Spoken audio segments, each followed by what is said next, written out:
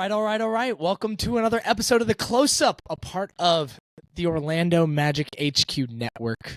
I'm your host, Stephen Cameron, and I'm really psyched for this episode. Today we had Jason Beede of Orlando Sentinel, the beat writer for the Orlando Magic.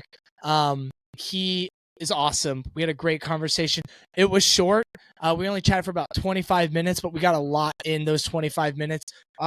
Reason why we had to cut it a little short was we're recording a little bit later on my side of the country, which is West Coast. He's on the East Coast. It's even later for him. He had a travel day.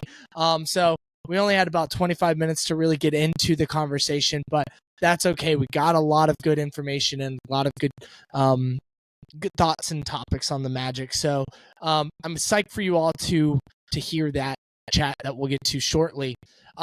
Before we get into the show, though, this podcast is brought to you by BetOnline. The last of the major pro sport leagues is off and rolling, and college basketball is ready to go as well. BetOnline remains your top spot for all your live betting actions and contests. So, the Magic, they are about to play their first in-season tournament game tomorrow versus the Nets. You could go to BetOnline and put some money on that if you think the Magic are going to win, and you could get some money back, because if you win the bet, then you could make some cash there. NFL, college football, UFC, and NHL are all in full swing. BetOnline is your number one source for wagering news, odds, trends, and predictions. Those Saturday night fights, you want to bet on who's going to get knocked out? Go to BetOnline. All the hoops betting action along with every sport available at your fingertips with both desktop and mobile access anytime. Head to BetOnline today and remember to use promo code BELIEVE. That's BLEAV. BELIEVE for your first 50% welcome bonus on your first deposit. BetOnline, where the game starts. All right, ad reads are done. All right, now that ad read is done, let's talk about some Magic basketball. The Magic are 5-4 through the first 9 games of the season so far. They just had a really good game versus the Milwaukee Bucks. They held the Bucks under 100 points to 97. The Magic were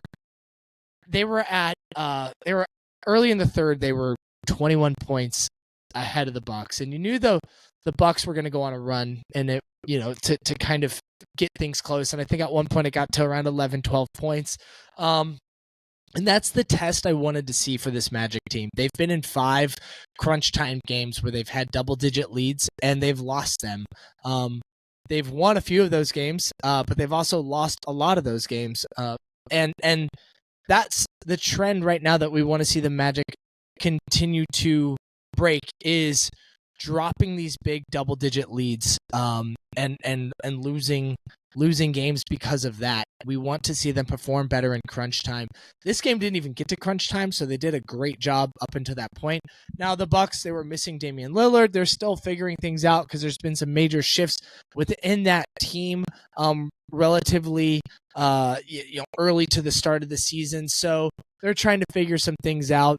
They're still going to be a really hard team in the standings for the Magic to go up against this year. So I was psyched on that win.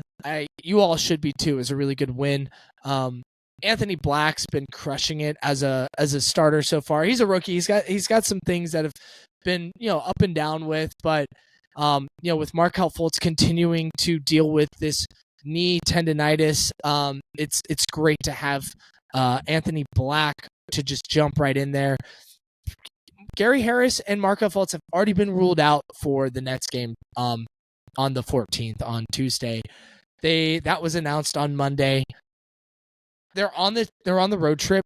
So if they're on the road trip, that means the team believes they could come back and play sometime on the road trip. Oftentimes with this Magic team, if a player is injured and there's no chance of them playing, they won't go on the road trip. We saw that all the time with Jonathan Isaac and other players the last couple of years. So it's good to see them on this road trip. I do have some concerns. I am wondering about Markelle Fultz's knee. I'm hoping that it is something that can get managed. I would love to see what he's got this season. Gary Harris, we need shooting. Gary Harris is one of our best shooters. And yeah, I want all of our shooters healthy and on this floor at this, and playing. So let's get Gary Harris back in the rotation. Shout out to Goga and Anthony Black, though, who've been doing awesome filling in for them. The Magic have their first in-season tournament game this week against the Nets. And then again, they have one on Friday versus the Bulls. The Bulls courts have had a lot of fun criticism recently because their courts are kind of funny. But yeah, we are tomorrow or Tuesday is the third night of in-season tournament group play, which is really cool. I'm super psyched about the in-season tournament, and I hope you all are too. It's going to be a fun experiment this year with it, and just kind of see how it goes. Jason and I talk a little bit about that in our conversation. So, all right, let's get to it. Jason and I had a great conversation. I don't want to hold you guys back any longer. Thank you for tuning in. Stay up to date with all things that are happening Orlando Magic HQ. We got Brett doing a lot of really awesome live press coverage at home games. I think he's been to almost all of the home games doing live coverage. We got Al and Anthony holding it down on the main HQ podcast that you can hear every week. You got me coming in about every other week with some bonus episodes here and there with the close up, and it's fun, man. We got a forum on the website. You can go interact on the forums, which has really been fun. And we're doing game recaps. There's tons of articles going up on a regular basis on Orlando Magic HQ. So just check us out. All right. Thanks for tuning in. Here's our conversation with Jason. All right, Magic fans, like I said, we got Jason Beede with the Orlando Magic beat writer for the Orlando Sentinel. Jason, man, how's it going tonight? How you doing? It's going great. I'm here in Brooklyn. I'm excited for the Magic's first in-season tournament game against the Nets on Tuesday night, and I'm excited to be on this my first road trip of the season, but this important road trip, going to Chicago pretty soon and Indiana as well. So I think this is a big week for the early part of the season, as big as it can be. And it's great to be in Brooklyn, and I'm excited for the first game against the Nets. That's right. Yeah, because you weren't able to go on the West Coast trip, and I doubt you went on it's not surprising you didn't go to Mexico either. But yeah, the first big, road trip for you with the Magic. How are you feeling? I mean, this is you started over the summer, so this is really your first trip. How's that going for you? Figuring out the logistics. You got the good crew like showing you the ropes. Yeah, absolutely. It's I've traveled before previously. At the Sure. Sentinel, I was the UCF beat writer. Right. So I kind of have that, that road trip life. You're in one city for not many more than 24, 48, 72 hours. Yeah. It's especially grueling in the NBA. And then, I got an early flight Wednesday morning to Chicago. That back to back's going to be tough for me, but it's just continual adjustment. And I'm a pretty good traveler, so at least I like to think I am. It's so much learning. Learning not just about the team, but really from a media logistics standpoint, going to new NBA arenas. I'm really familiar at this point with Amway Center. Um, I've only been to Barclays Center once before as a fan, so Sure. I've never been to Chicago, which is exciting for me. So uh, I'm really looking forward to that, and being on this trip it's just really great for me. That's awesome. Now, you just mentioned it. The Magic play their first in-season tournament game tomorrow. I've been pretty excited about the in-season tournament. How are you feeling about it? And how do you think the team is getting ready for this game tomorrow? Have they kind of discussed things differently with it being a different game, or is it kind of all status quo, just another night in the books for them? Like, what are your kind of thoughts there? Yeah, I think it's kind of mixed. We asked Paolo about this after the game and after they beat the Bucks. And I don't remember who asked the question. It wasn't me, but someone asked him, is there a little bit more to it? And he's like, well, there is $500,000 or more. Right? I mean, if this team, that whoever wins the end season tournament, every player on the team gets $500,000. Right. And there's other incentives for semifinals, quarterfinals, getting to the knockout rounds. And you know, for mega superstars and all these massive contracts, $100,000 isn't a lot of money, but for guys who are still in their rookie deals or you know, smaller extensions, $100,000 or even $200,000 for losing in the finals, or even $100,000 for reaching the semifinals, or even $50,000 for reaching the quarterfinals. That's a nice fucking thing, you know, in December. So um, I think there's a mix of, you know, every game is important, right? And I think with the NBA, with so many games, you kind of feel like, okay, it's just one loss or it's one win. You can't get too excited or get too low. But for the Magic, you know, you look at what they were able to do last season and the push late in the second half. If they had started out a little bit better, obviously they were plagued by injuries. But you know, you look at them 5-4 now. They were 5-20, and they took them Yeah. 25. You know, every game for this team for what they want to do, whether that's, you know, reach the playoffs essentially, but whether that's to the play-in or top six seed, you know, every win counts. And I think when you have that extra juice, that extra intensity, you know, Jamal Mosley said after practice on Monday that they've heard from other teams that, you know, there does seem to be a little bit of, uh, you know, extra gear involved, I guess. So I think players, you know, they're not going to put too much into it, but I think also at the same time, you know, there is a little incentive to it. Maybe just another carrot on top that they're going after. That makes sense. And it is, you know, this is the group play stage still. So it's like maybe as they get a little bit further into the tournament, that intensity continues to ramp up for them. But it does sound like, you know, they're on notice for it and they're ready to, you know, go into tomorrow, like to take the next step. Yeah, and then I think personally, you know, I've seen different opinions on it from fans on social media. I don't remember exactly who said it this way, but um, I think it was Keith Smith who does a great job covering pop and whatnot. I think he Yeah. tweeted, you know, if you don't like the regular season and you find it boring, well, congratulations, you have this in-season tournament. And if you're not a fan of the in-season tournament, well, guess what? It's still a regular season game. You Yeah. know, yes they're playing a different looking court, those courts are interesting. But at the end of the day, they're still outside the championship, right? They're all part of the regular season. They still count towards those 82 games. And for the Yeah. players, if they get to make some extra money, I think it's a great thing for the league. Is It, it going to be here in 5 years? I'm not sure, but I think right now it creates buzz, and if you have buzz in November like this, you know, maybe not for the diehard fan, but for the casual fan who's tuning in, I think it's a good thing for the league. and it's cool too because like Adam Silver has been open about like this is the first iteration of it. Like we'll see what tweaks and changes we make to it next season, and you know, continuing to carry it on. Just like they made some tweaks for the first year they did the play-in to you know, for the playoffs to where it's at now. There was some minor tweaks between year one and year two to kind of make it a little bit more uniform and appealing towards the rest of the league and the fans. So we'll see what happens. I'm personally pretty excited about it. The first Magic game I get to watch in person is the Raptors, the Magic versus the Raptors at home next week on the 21st. So I'm pretty psyched on that.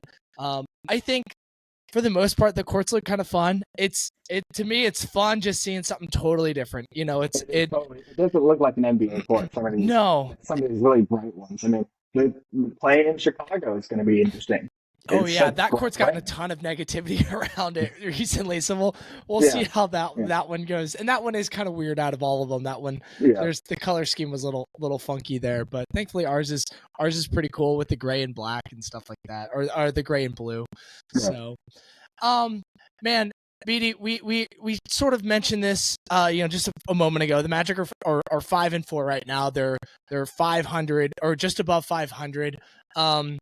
They haven't had this. I think they've only had a 500 record through the first 10 games, like 2 or 3 times since Dwight left. That was something that I think Philip Rossman Reich of Orlando Magic Daily tweeted out today, and that's pretty cool. It's pretty special. It seems like this team is really locked in. Who do you think? You know, you've been around this team a good amount already. Like who is stepping up and being a vocal leader that maybe you weren't expecting to be. We kind of expected Paolo and Franz and Wendell and Fultz to kind of be a voice, but is there anyone that like you weren't necessarily expecting to make an impact in some way on this team locking in that is making that impact right now? Yeah, I mean, outside of him being a veteran guy, I think it's got to be Phil Ingles, right? I mean, we knew he would bring that experience to this team that they were lacking for the most part outside of Gary Harris, right? But we knew he was a good shooter, but I feel like some Magic fans weren't aware of, and maybe even a little bit myself. I'm a little surprised how much he can do as a playmaker and handling the ball. Um, and I think his assist numbers are way up. I think he needs to shoot the ball a little bit better from range. That's kind of For sure. lacking. But every it seems like almost every time that he's talking to a young guy, for him, most of them are young guys. But talking about Anthony Black and some of those other, even Paolo, they're talking on the Yeah. sidelines and whatnot. So, I knew he would have an impact. I wasn't expecting to be, he's. I mean, the amount of praise he gets from Jamal Mosley is really impressive. And they're not just saying stuff to say it, right? Um, you can tell that these guys listen to him, and and I think he's also great to be around as a member of the media, which is always helpful, which is a plus. But his impact on this team is really clear, and they need someone like this in the locker room. His shot hasn't been falling, and that's been a buzz around a lot of fans, and I'm sure even media to an extent. What do you think is causing him not to find his rhythm there? And is that something, do you think he's starting to figure out?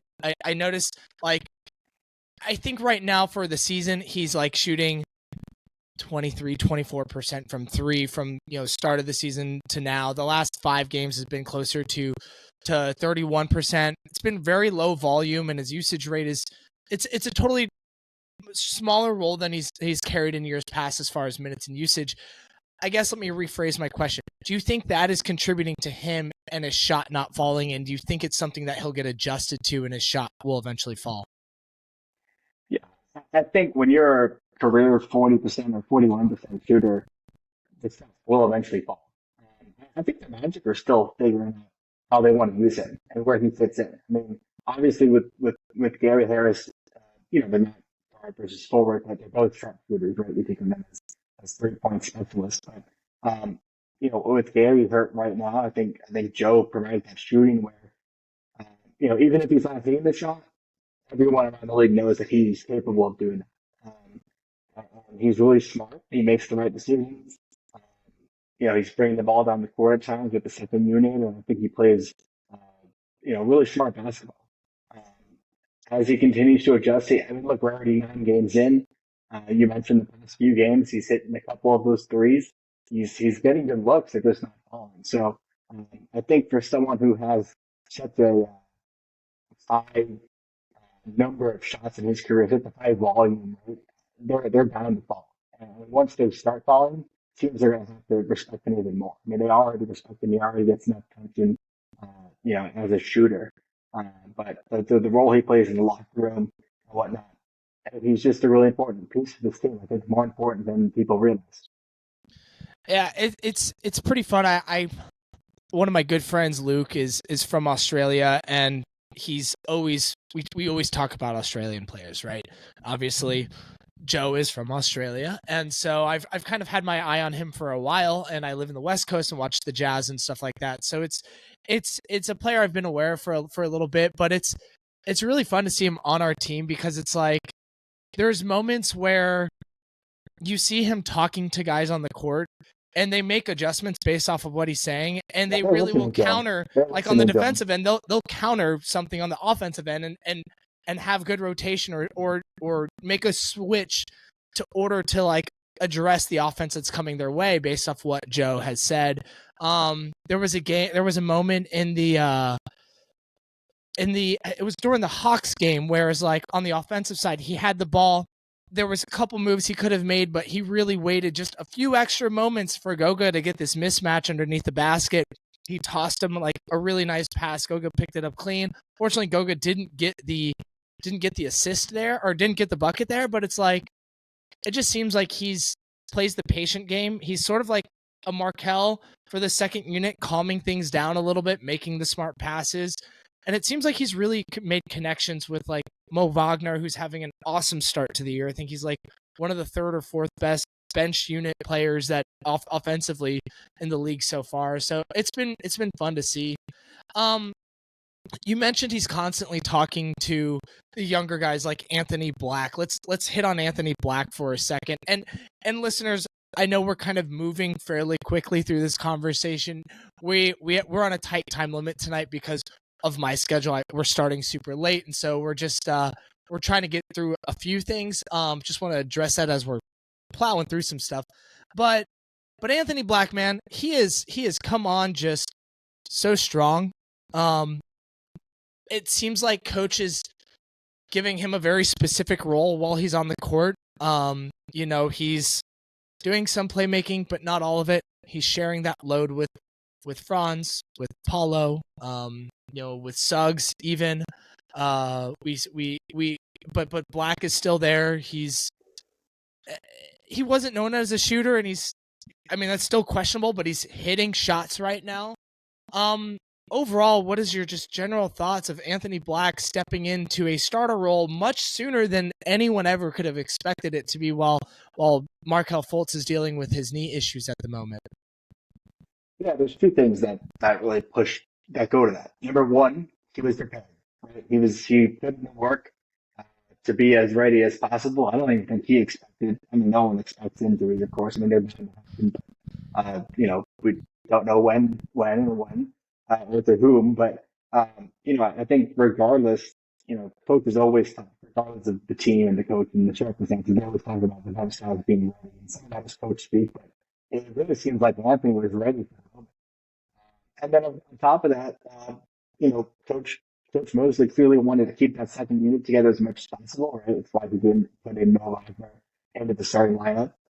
It's why he put Goga, who's been reliable as well, it seems at times, into the starting lineup with Anthony Black. And I think AB, defensively, it's clear he has a lot of potential on defense.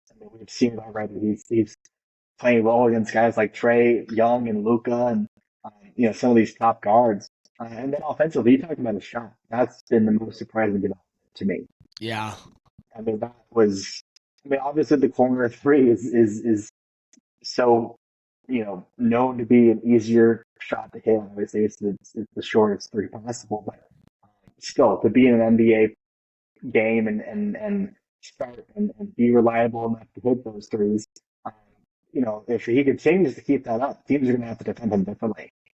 He's hitting open shots, and that was something he talked about, somewhat recently. I asked him about that, and I think he's feeling confidence as a shooter. He was only a 30% shooter from three in his 1 year at Arkansas. And he said it himself, I think this past week, he said, him taking those open shots and feeling confident enough to do so is growth for him that he's noticed. But yeah, he's stepped up, and he on defense he keeps his hands up. He plays with his chest. He's able to recover. He makes the wrong decision, but he seems to really just have great court vision and impact both sides of the court. And he plays off ball sometimes. He's not always bringing the ball up, but he just seems really mature and really confident with his abilities. It's super small sample size, right? We've played 9 games, and he's played 5 of the 9 games, something like that. But I just want to say, he's shooting 50% from 3. Come on, for a team that needs shooting, let's go. Yeah, That's awesome. Yeah, of course, at the other times he still looks like a rookie, right? Sure. He is a rookie, but when he was drafted along with Jet, there were a lot of questions, and of course the Magic needed another guard, right? That was everyone. Right. That's what everyone was thinking. But look, we're finishing the season. It's pretty easy to see why they felt like they needed Anthony Black on their roster. Yeah, and he's filling in really darn well for the Magic and posing a lot of really fun conversations within the community about the guards and the future of the team and stuff like that. It's been some people are really extreme on one way or the other, but I've been really enjoying the kind of taking a neutral standpoint and just like observing and I have my opinions, but it's fun. It's fun conversations to have right now. Man, so Jason, like, just a few nights ago, we had a really nice win. The Magic had a nice win versus the Milwaukee Bucks, right? And Black had a big role in that, but Black actually received a technical on that game. It was, he got the technical and Paulo got the flagrant, or reverse one or two. It seemed like, from me, I'm watching it from my TV, but it seemed like Black was being maybe a little bit more chippy. Was there some like on court banter back and forth between certain players on those teams? Tell me a little bit more about what you noticed there. Yeah, I noticed that, not just in that one play. I think it was Paolo was going for a rebound. Um, I guess they felt like he made a move to get to the ball that was, I don't remember the exact definition of what they consider, uh, to be the flagrant one or attack or whatever, but he made a certain move that the refs didn't like. And after that play, Anthony came to the defensive foul, which was interesting. I think Bobby Porter was involved. And he said something. Um, there was another play that Magic put on a highlight the other night, or earlier today maybe, and I don't remember who pushed Anthony after he scored. It was that one play where it almost kind of looked like Paolo was shooting it, but then out of nowhere, Anthony Black comes in and completes the alley-oop. And I don't remember who was defending him, but he shoved him. He shoved him after the play. And Anthony said something back. I mean, that's just another example of, specifically with Anthony, that he's confident and he's going to let other guys hear it. But then specifically between the Bucks and the Magic, there were a lot of moments where the sides were talking back and forth. And I remember specifically, I think it was in the third quarter. I know for a fact it was in the second half. There was a time where, and I don't remember who said something to the Bucks bench, but I noticed Paolo kind of said to his teammate, just stay locked in, just stay focused, don't worry about it. There was a lot of chirping back and forth between those two teams.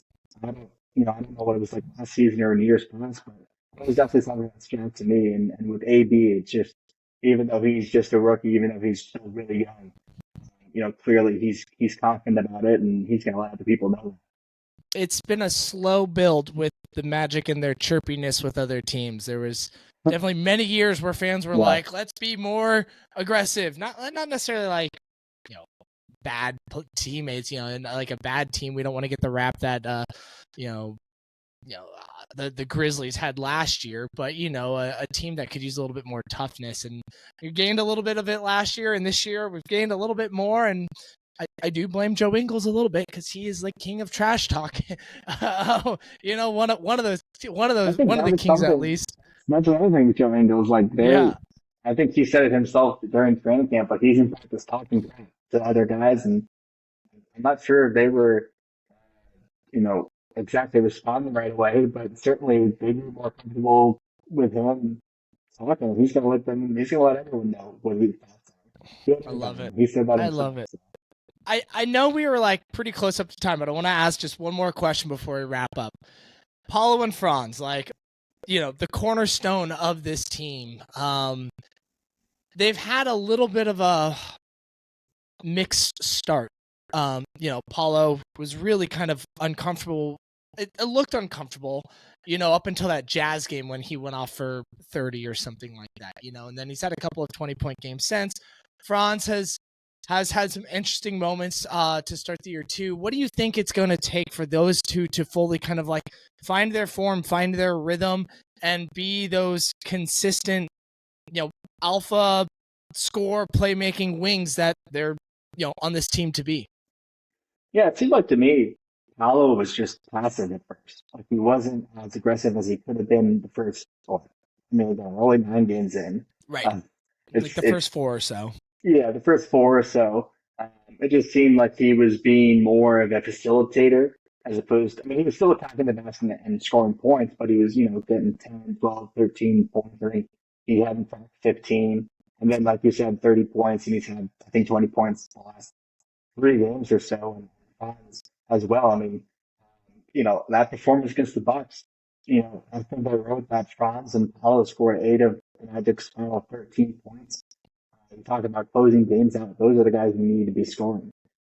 They're both really confident guys. I don't think it's a confidence issue. They're confident in their abilities to shoot shots and make plays. I've been really impressed with Franz. His ability as a cutter.